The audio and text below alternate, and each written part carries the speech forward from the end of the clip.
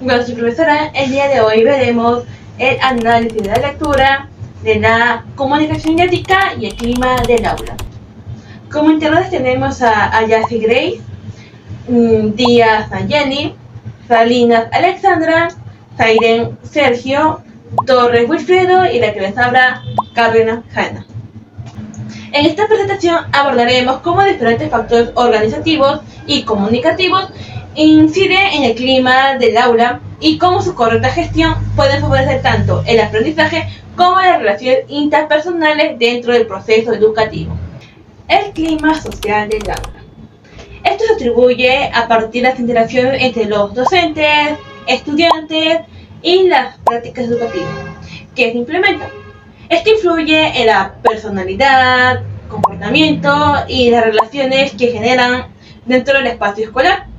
Por ello, es necesario crear un entorno en los que los alumnos se sientan seguros, cómodos, motivados, ya que esto es un impacto directamente en su aprendizaje y bienestar emocional.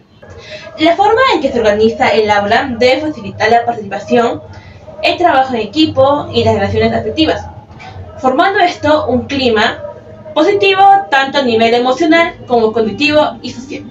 Dentro de esta dinámica influyen diversos factores, como es la ergonomía, la disposición de los muebles, la iluminación y el nivel de ruido y los espacios destinados a diferentes actividades. El centro como realidad espacio arquitectónico. Desde los años 70, esta se reconoce que el diseño y la distribución del aula influyen de manera significativa en el ambiente educativo.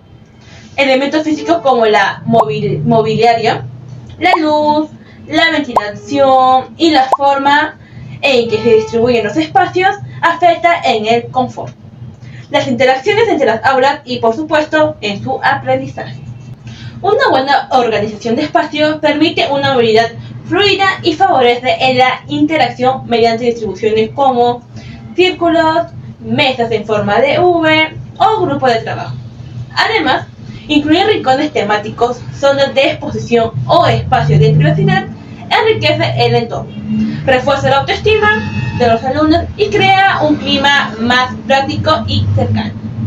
Y finalmente, contar con un espacio flexible y adaptable permite responder a diferentes necesidades educativas y fomentar la participación activa del alumnado. La ergonomía del mobiliario, una iluminación adecuada, el aislamiento de los ruidos son factores que ayudan a reducir molestias físicas y a mejorar el rendimiento académico. Hola profesor y compañeros, hoy quiero hablarles sobre algo que muchas veces pasa por alto, pero tiene un gran impacto en el aprendizaje.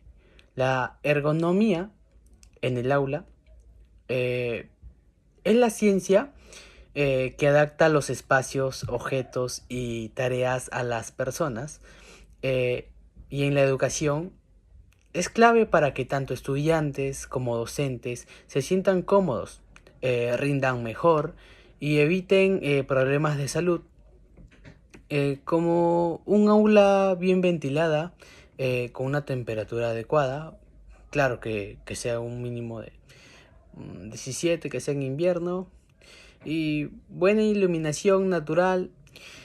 Será mejor la concentración y el estado de ánimo. Además, el ruido influye mucho. Tanto el ruido de afuera como el que se genera dentro del colegio puede estresar o distraer. Por eso se recomienda aislar zonas ruidosas, tener ventanas dobles y cuidar lo que ocurre en pasillos o patios. Como otro punto fundamental es el mobiliario. Las sillas y mesas deben de estar adaptadas al tamaño de los estudiantes o alumnos, para que sean cómodas, seguras y puedan permitir una buena postura. Esto es aún más importante con el uso de computadoras en clase. Si los estudiantes comparten pantalla o se sienten mal, pueden terminar con dolores de espalda o fatiga visual. Por eso hay que cuidar la ergonomía. No es un lujo, es una necesidad. Crear un ambiente escolar cómodo y funcional ayuda a que el aprendizaje fluya, mejore el rendimiento y también el clima en el aula. Muchas gracias. Bueno, se explica de cómo ha sido la evolución de los agrupamientos escolares y se destaca cómo han cambiado las estrategias desde el inicio del siglo XVI hasta principios del siglo XX. Además, también se explica sobre la clase o gran grupo, que esto se refiere a organizar actividades escolares, especialmente cuando se reúnen varios grupos del mismo nivel, ¿ok? Esto permite que el grupo tenga una idea en común y se pueda desenvolver de manera equitativa para así lograr un trabajo final.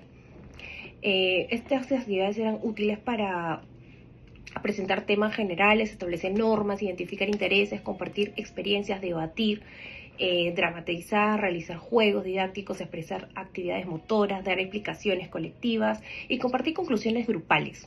También tenemos la organización en equipos fijos, que eran más o menos de 5 a 8 alumnos con roles distintos. Cada uno tenía un rol definido. Además también estaba el maestro, que era la persona que se encargaba de guiar, observar y escuchar de manera efectiva cada rol que se desempeñaba en este pequeño grupo, que era un grupo fijo, hay que recalcar eso. Entonces, todo esto sumaba para un trabajo final que sea eficaz, que sea asertivo y sea de gran ayuda para lo que se quiere ofrecer. Bueno, el organizamiento del aula es fundamental para crear un ambiente de aprendizaje efectivo y positivo. Se recomienda también emplear agrupamientos flexibles y móviles, ¿no? Que estas pues nos permiten adaptar los grupos según las actividades y las necesidades de los alumnos, favoreciendo también la atención individualizada y el trabajo en equipo, ¿no? La distribución física del espacio también debe ser dinámica y funcional, con zonas diferenciadas como rincones, áreas de trabajo en grupo y espacios de descanso, que estas pues promueven la autonomía, ¿no? La colaboración y el interés por aprender. Además, es importante que el mobiliario sea pues adaptable y que el ambiente esté diseñado para facilitar las interacciones, ¿no? La movilidad y el bienestar emocional de los estudiantes, y así logrando un clima escolar estimulante y participativo. La organización del aula es fundamental para favorecer el aprendizaje y este debe adaptarse a cada etapa educativa. En la educación infantil, la distribución por rincones permite que los niños aprendan jugando, exploren y desarrollen autonomía.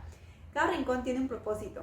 El de la asamblea promueve la comunicación, el de los cuentos fomenta la lectura y otros como construcciones o la casita ayudan al desarrollo lógico, creativo y social.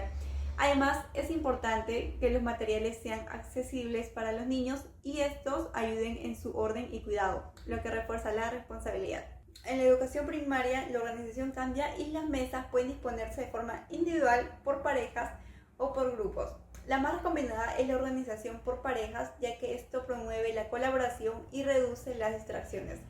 Además, es importante diversificar los materiales. Libros, carteles y recursos audiovisuales deben combinarse para enriquecer el aprendizaje. Además, la forma de agrupar a los alumnos influye en el clima del aula. Pueden trabajar por grupos espontáneos, organizados por el profesor o por intereses comunes. Estos agrupamientos pueden ser de tamaños pequeños, medianos o grandes y deben adaptarse a las necesidades y ritmo de los estudiantes. Todo esto contribuye a crear un ambiente dinámico, inclusivo y participativo que favorece el desarrollo integral de los alumnos. Organización de aula secundaria y nivel superior. En gestión de aula se toca 2 puntos: objetivos y habilidades básicas. En objetivo podemos crear un clima de trabajo en nuestra aula, promover el aprendizaje de los alumnos y generar actitudes de colaboración. En habilidades básicas, aquí tenemos que tener la capacidad de diferentes demandas simultáneas en la situación de clase, ¿no? También debe de servirse en los estímulos presentes en el aula, mantener una comunicación abierta, conocer los roles y estructuras de cada grupo, ¿no? Después también tenemos otro punto que es gestiones de aula y tenemos varios pasos claves, ¿no? Como el flujo de continuidad que no deja que el comportamiento interrumpa la lección. En atención debemos poner atención y alabar ante la clase completa. En proactividad es la resolución de problemas en niveles bajos. La progresión es construir un sistema de gestión del comportamiento. En prevención es pensar acerca de lo que puede suceder en la clase y estar preparado. En reaccionar y moldear es hablar con el alumno después de la clase y llegar a acuerdos, ¿no?, de lo que se va a hacer en la siguiente sesión. En sincronización es abordar el comportamiento del problema tan pronto como sea posible, ¿no? Y después en anclar y proyectar, este paso se considera en organizar el tiempo para anclar y proyectar la próxima lección. En rompiendo moldes es analizar los patrones. En recordando es escribir todos los mensajes en la pizarra. Después, otro punto sería construyendo relaciones. Es nombrar, los puntos que tenemos es nombrar, retroalimentación y momento oro, rumores positivos y reconocimientos positivos. Y por último tenemos implementación, que aquí también tenemos pasos claves, como elección de 5 estudiantes diversos, selección de 5 pasos claves y ponerse en práctica durante 5 días y autoevaluarse. Eso sería todo. Gracias.